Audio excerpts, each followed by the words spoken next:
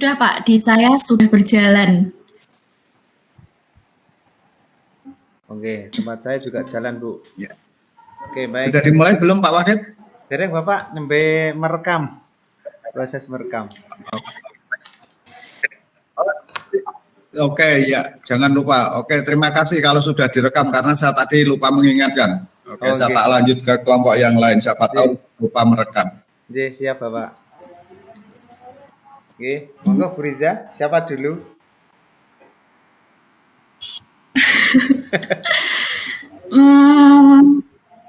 Monggo jenengan dulu coachnya atau saya dulu coachnya? Oke. Saya yang anu aja. Saya yang di coach aja dulu. Ya, saya coachnya nggih, Pak. Ya, siap. Ini berarti jenengan napa nggih? Marani saya ngoten nggih, Pak. Oke. Tadi kan instruksinya coachnya dulu yang ke coach ngoten nggih. Nggih, siap Bu, insyaallah. Nggih.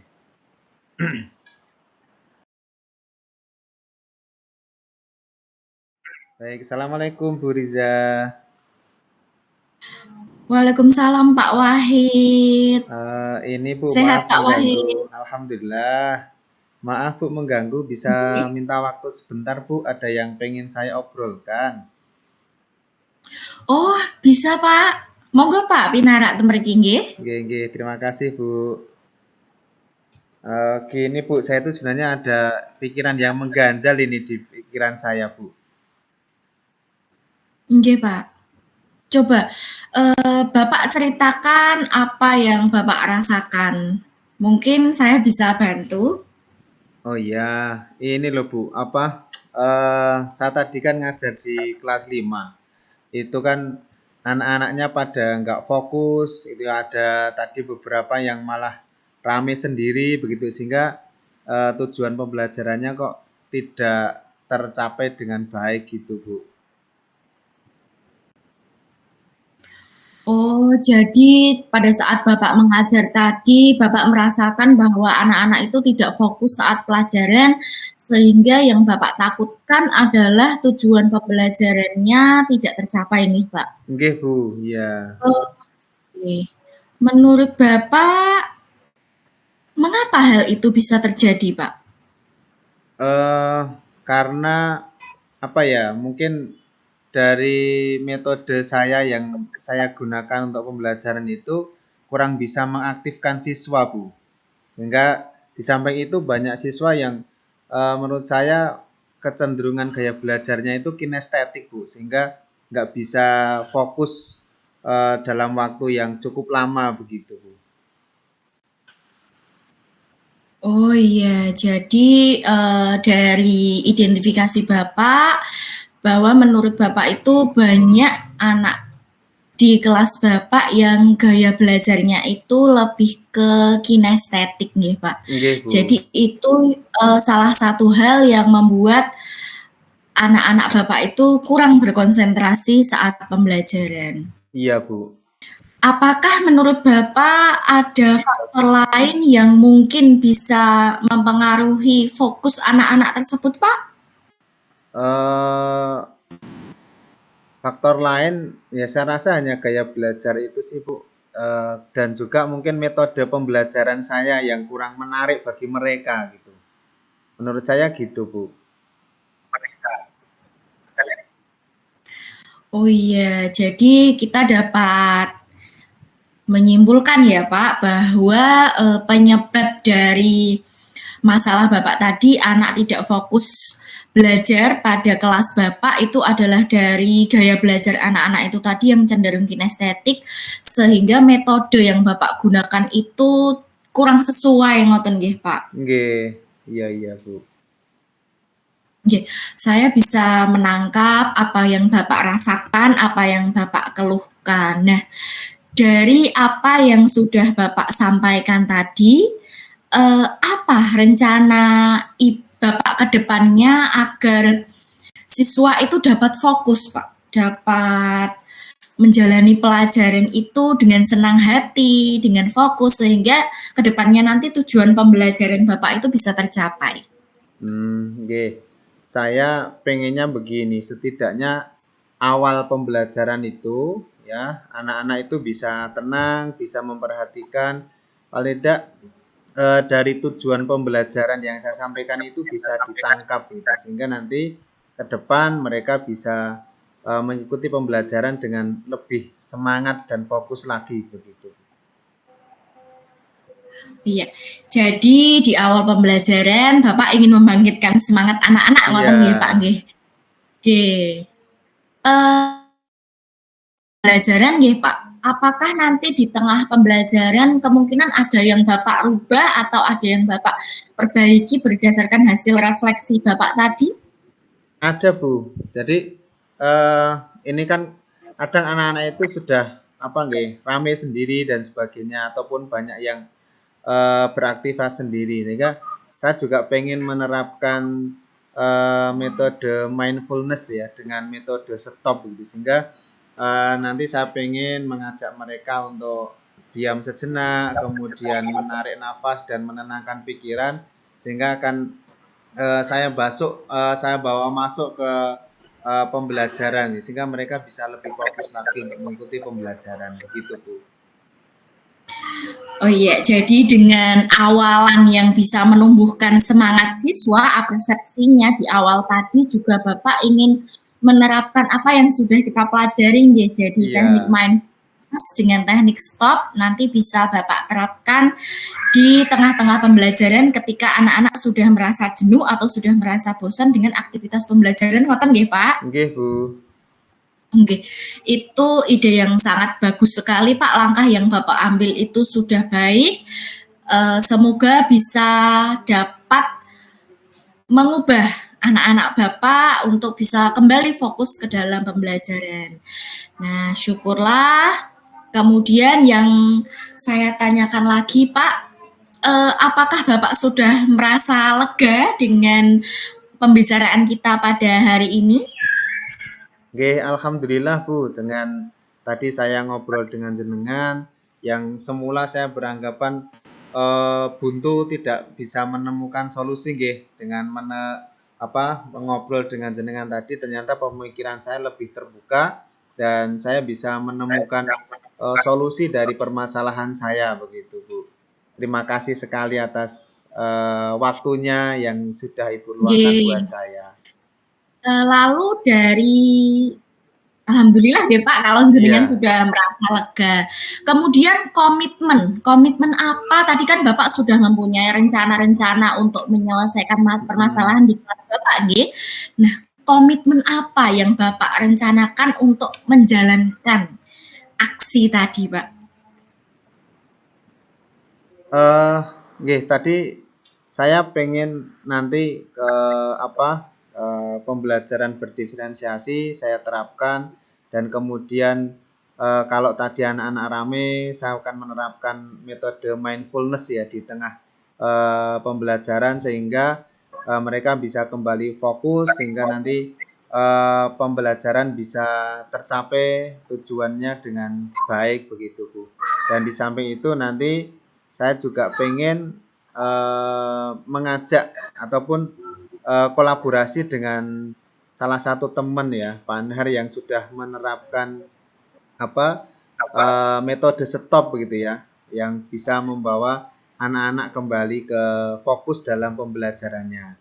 Kalau saya kan masih banyak berlatih gitu. Kalau beliau sudah menerapkan, mungkin akan lebih baik ketika saya belajar dulu dengan beliau begitu. Oh iya Pak, jadi Bapak mempunyai komitmen untuk sungguh-sungguh menerapkan rencana aksi Bapak, dan bahkan Bapak Amin ini mau berkolaborasi dengan rekan sejawat untuk melakukan pembelajaran yang lebih baik lagi. Nggih, Bu. Jadi dukungan yang Bapak butuhkan untuk menjalankan rencana aksi tersebut selain dari rekan sejawat, apakah ada lagi Pak? Saya selain dari rekan sejawat ya, dari mungkin kepala sekolah, saya juga akan berkonsultasi terkait dengan modul ajar yang sudah saya buat gitu ya. Akan saya dievaluasi yang mungkin yang kemarin belum menerapkan pembelajaran yang berdiferensiasi, dan juga belum ada muatan KSE-nya, ya kompetensi sosial emosionalnya, sehingga nanti di situ akan saya rubah, Bu, dan saya akan konsultasi dengan beliau terkait dengan rencana pembelajaran saya. Begitu, Bu. Wah, hebat sekali langkah-langkah yang sudah Bapak susun dari mulai awal tadi menyemangatkan semangat pada siswa, kemudian menggunakan teknik mindfulness, pembelajaran berdiferensiasi, serta berkolaborasi dengan rekan sejawat. Dan untuk dukungan dari kepala sekolah itu juga sudah luar biasa sekali, Pak. Ide yang sangat bagus, semoga Bapak bisa menjalankannya, semoga masalah Bapak bisa terselesaikan, dan Bapak bisa bekerja dengan hati yang tulus dan bahagia. Amin. Terima kasih Bu Riza atas waktunya. Saya sangat senang sekali bisa ngobrol dengan jenengan dan permasalahan saya bisa selesai begitu, Bu. Sama-sama Pak Wahid. Sekali lagi terima kasih Bu. Assalamualaikum. Ini Pak. Waalaikumsalam. Sampun nggih, Pak? Sampun. Niki perlu dicek rekamannya napa mboten, Pak? Atau nanti di akhir aja ya, Bu ya? Apa pripun? Oh, ngoten. Waktunya kita setengah jam. Nggih, di akhir. Oh iya, di akhir juga tidak apa-apa, Pak. Monggo. Ya. Saya nggih, Pak. Jadi siap, Bu. coaching. Siap, Oke, siap. insyaallah. Nah, tak siapkan dulu.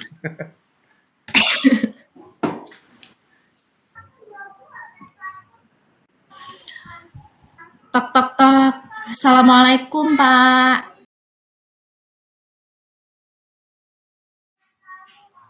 Waalaikumsalam. Ada Bu Riza. Monggo Bu, silahkan. Ada tumben-tumbenan ini. Ada apa? Nggih. Mohon maaf nggih Pak mengganggu waktunya Pak Wahid. Saya mau berbicara sebentar dengan Bapak terkait dengan permasalahan yang saya rasakan selama ini, Pak. Apakah Bapak mempunyai waktu luang? Oh, ada Bu. Saya kebetulan ini ada jam kosong. Monggo silahkan. Kita bisa ngobrol di sini mumpung juga ini juga waktunya longgar dan sepi, Bu. Monggo. Ada yang perlu dibicarakan? Ada masalah apa ini, Bu? Ya, terima kasih, Pak. Saya awali dulu ya, Pak, dari cerita setiap hari Selasa dan hari Rabu itu kelas saya pembelajaran matematika, Pak. Pada awal masuk itu anak-anak saya minta untuk menempelkan emosinya pada papan zona emosi. Banyak dari mereka itu hari Selasa dan hari Rabu itu menempelkan emot sedih di papan zona emosi mereka. Kemudian saya tanya, kenapa nak kok kamu sedih?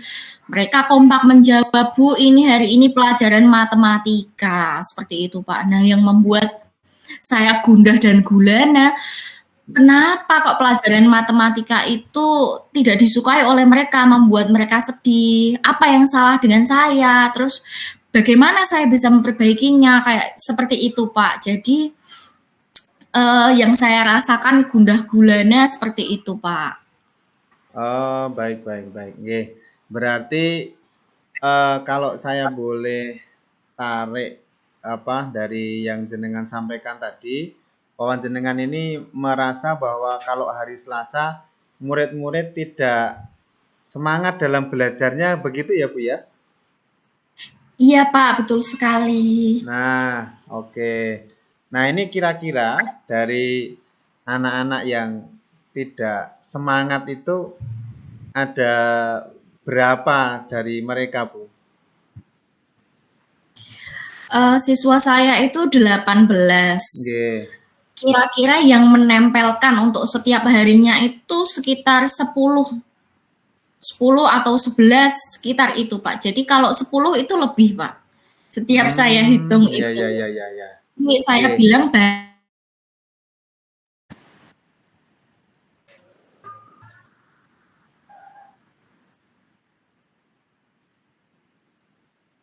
Halo? nggih. Oh, saya kira terputus. Nggih, maaf.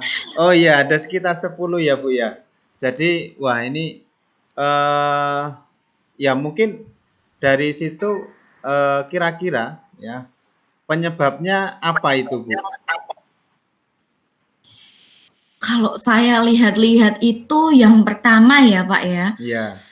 pada saat saya menanamkan konsep misalnya kemarin itu menemukan keliling lingkaran, saya ajak untuk menemukan rumus dengan membuat lingkaran, kemudian digunting, kemudian ditarik-tarik, kemudian kita ukur berapa panjangnya sehingga ketemu rumusnya.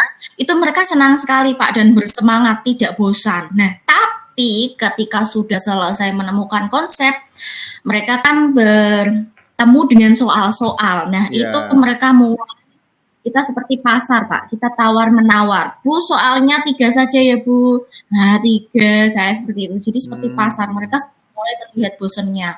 Kemudian, apa karena itu juga ya Pak, saya itu selalu belandang istilahnya Pak. Jadi kalau jam matematika itu hanya 3 jam, seringkali saya 4 jam atau lebih saya sekaliankan gitu Pak. Iya.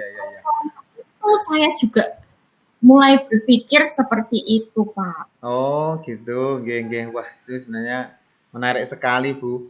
Nah, dari obrolan kita ini, nah kira-kira kondisi yang Bu Riza harapkan dari murid-murid itu kira-kira yang seperti apa itu, Bu?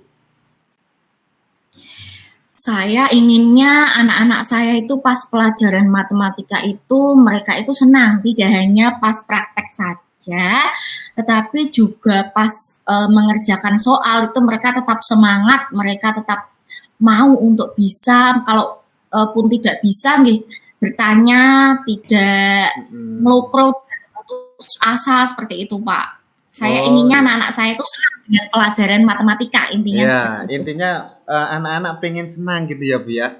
Nah, menurut Bu Riza, indikator mereka senang untuk pelajaran matematika itu apa Bu? Anak-anak yang pertama mungkin anak-anak itu tidak bosan nih Pak. Maksudnya tidak bosan itu mereka tidak menunjukkan secara sikapnya dengan di kelas itu tidak menguap atau dia betah di kelas, tidak sedikit-sedikit kamar mandi. Pokoknya mereka itu menikmati pembelajarannya. Kemudian yang kedua juga mereka itu jika menikmati pembelajaran otomatis di hasil akhirnya di tujuan pembelajarannya itu akan tercapai kalau mereka itu mampu menikmati pembelajarannya, Pak. Oke, iya. Wah, menarik sekali itu, Bu. Nah, coba misalkan ini kalau saya tarik gitu ya, misalkan dari skala 1 sampai dengan 10, posisi mereka saat ini itu kira-kira di interval berapa gitu ya, artinya semangatnya ataupun rasa senangnya itu. Berapa ya Pak? 5 mungkin ya Pak. Oh 5 ya? Nah, iya. Kira-kira Bu Riza pengen meningkat di posisi berapa itu? 7 atau 8 mungkin Pak. Oke, 7 atau 8 nggih. Nah, ini kita garis bawahi Bu. Nah, sekarang dari keinginan jenengan yang menginginkan ada kenaikan rasa semangat dan juga rasa senangnya terhadap pelajaran matematika. Nah, kira-kira langkah yang akan panjenengan lakukan itu nanti seperti apa?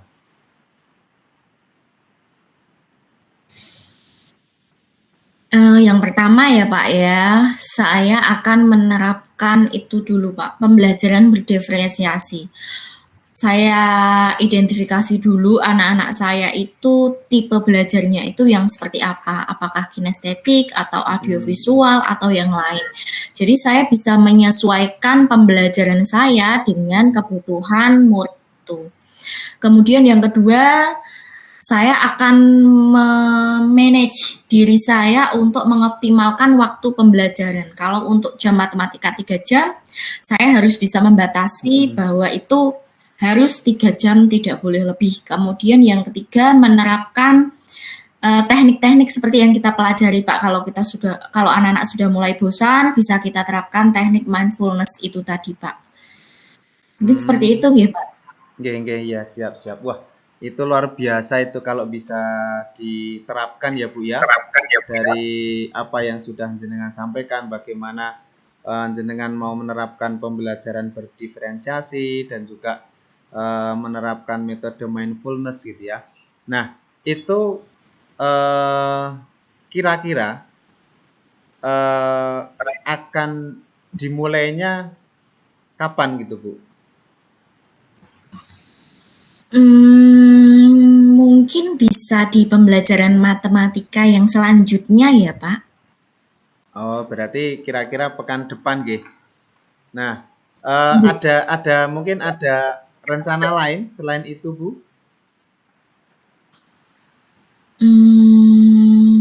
Oh iya, mungkin itu Pak.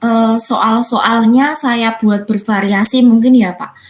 Untuk yang berkemampuan tinggi, sedang, dan rendah, biar mereka itu bisa tidak di kelas tidak ngelentrok mawon, tapi sudah sesuai dengan kemampuan mereka sendiri. Mungkin seperti itu nih Pak. Nggih, ya. Wah, itu menarik sekali Bu. Nah, kira-kira tadi kalau jenengan itu bisa mau melaksanakannya pekan depan ya, atau pembelajaran matematika yang akan datang itu. Nah, kira-kira ada nggak yang teman ataupun siapa yang bisa membantu panjenengan untuk menerapkan pembelajaran yang seperti jenengan sampaikan tadi, Bu? Rekan sejawat nih Pak yang sudah melaksanakan pembelajaran berdiferensiasi, mungkin sebelumnya ada guru kelas yang sudah guru penggerak juga, mungkin bisa saya mintai kolaborasi untuk sharing bagaimana melaksanakan pembelajaran berdiferensiasi agar bisa berjalan baik dan optimal. Oh iya, alhamdulillah. Jadi Bu Riza pengen berkolaborasi dengan teman sejawat nggih. Ya, jadi untuk tadi ya meningkatkan rasa senang dan semangat dari pembelajaran matematika yang akan Ibu lakukan tadi. Nah, alhamdulillah dari pembicaraan ini tadi kira-kira apa yang sudah Ibu dapatkan dari yang kita obrolkan tadi, Bu? Alhamdulillah banyak sekali Pak, saya sudah merasa lega bisa cerita dengan Bapak tentang masalah saya, juga saya sudah menemukan solusinya, yaitu dengan tadi melaksanakan pembelajaran berdiferensiasi, optimalkan waktu, teknik mindfulness, kemudian kolaborasi dengan rekan sejawat, itu sudah memberikan solusi yang insya Allah bisa saya terapkan pada pembelajaran matematika yang selanjutnya dan bisa membawa hasil yang positif Pak. Alhamdulillah. Berarti dengan demikian bisa kita tarik kesimpulan permasalahan dari yang Bu Riza dihadapi tadi sudah mendapatkan solusinya, begitu ya Bu ya? Sudah Pak, alhamdulillah. Alhamdulillah, nggih, luar Makasih, biasa. Pak. Nggih, saya juga mendapatkan banyak pelajaran ya dari apa yang Bu Riza sampaikan tadi, bagaimana bisa merencanakan strategi untuk membangkitkan rasa keingintahuan siswa dan sehingga meningkatkan rasa senang terhadap pembelajaran matematika gitu ya. Jadi saya juga banyak belajar dari Bu Riza. Ini luar biasa sekali. Pertemuan kita kali ini menambah ilmu juga buat saya begitu. Dan saya sangat penasaran bagaimana Bu Riza menerapkan pembelajaran itu. Nah, kira-kira nanti saya pengen tahu hasilnya seperti apa begitu ya, Bu ya. Ya, terima kasih ya Pak sudah mau mendengarkan cerita dan keluh kesah saya. Alhamdulillah ini sudah selesai. Saya pamit undur diri dulu nggih Pak karena ada jam. Terima kasih sekali lagi Pak. Oke, nggih, sama-sama Bu Riza. Mohon maaf kalau ada yang kurang. Terima kasih. Monggo silahkan. Nggih, assalamualaikum. Waalaikumsalam. Oke. Sebentar, Bu. Saya stop dulu ya. Nggih, Pak, punya saya sudah saya stop, Pak.